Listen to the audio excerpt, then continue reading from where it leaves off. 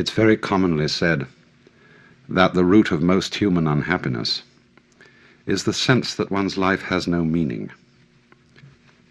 This is, I suppose, most frequently said in circles interested in psychotherapy, because the feeling of meaninglessness is often equated with the existence of neurosis. And so many activities into which one is encouraged to enter, philosophies one is encouraged to believe, and religions one is encouraged to join, are commended on the basis of the fact that they give life a meaning. And I think it's very fascinating to think out what this idea itself means, or what it is intended when it's said that life has to have a purpose. I remember so well as a child listening to sermons in church in which the preacher would constantly refer to God's purpose for you and for me, and I could never make out what it was, because when questioned about this, the reverend gentleman seemed to be evasive. What is the purpose of God for the world? We used to sing a hymn too, God is working his purpose out as year succeeds to year. And the nearest clue one got to it was in the sort of refrain of the hymn. Nearer and nearer draws the time that shall surely be, when the earth shall be filled with the glory of God as the waters cover the sea.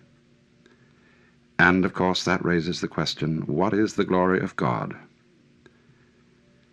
Well, now,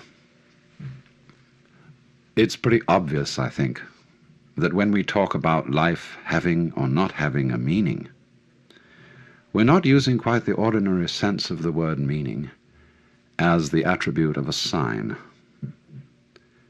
We're not saying, are we, that we expect this natural universe to behave as if it were a collection of words signifying something other than themselves. It isn't a point of view which would reduce our lives and the world merely to the status of signs. And it's obviously in some different sense than that that Goethe wrote his famous lines at the end of Faust, Alles Vergängliche ist nur ein Gleichnis.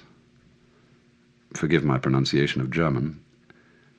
All that is mortal, or all that is perishable, is but a symbol. And so, a symbol of what? What do we want to feel? What would satisfy us as being the meaning behind this world? It's so often, you know, that we don't follow our ideas and our desires through. Most of the things that we want very fervently are things that we've only half glimpsed. Our ideals are very often suggestions, hints, and we don't know really exactly what we mean when we think about it.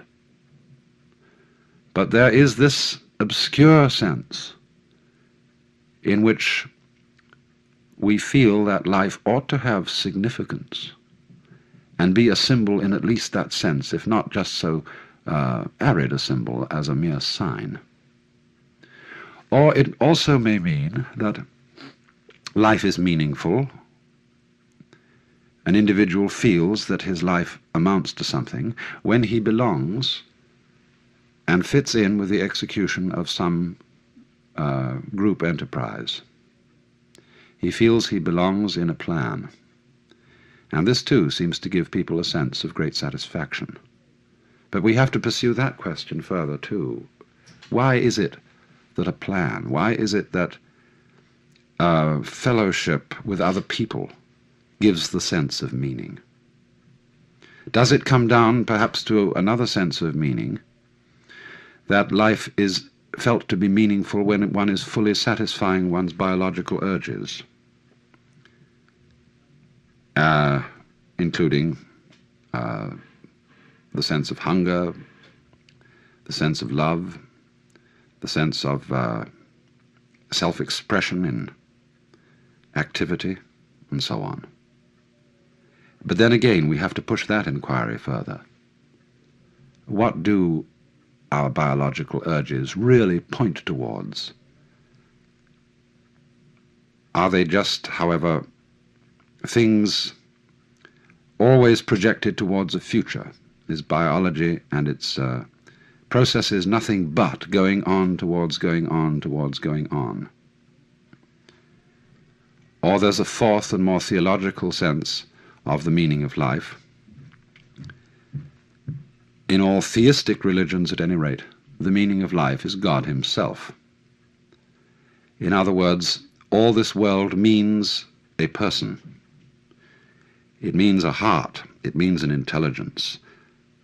And the relationship of love between God and man is the meaning of the world. The sight of God is the glory of God, and so on. But again here, there's something to be further pursued. What is it that we want in love with a person, and even a person in the sense of the Lord God? What is the content of it? What is it that we are really yearning after?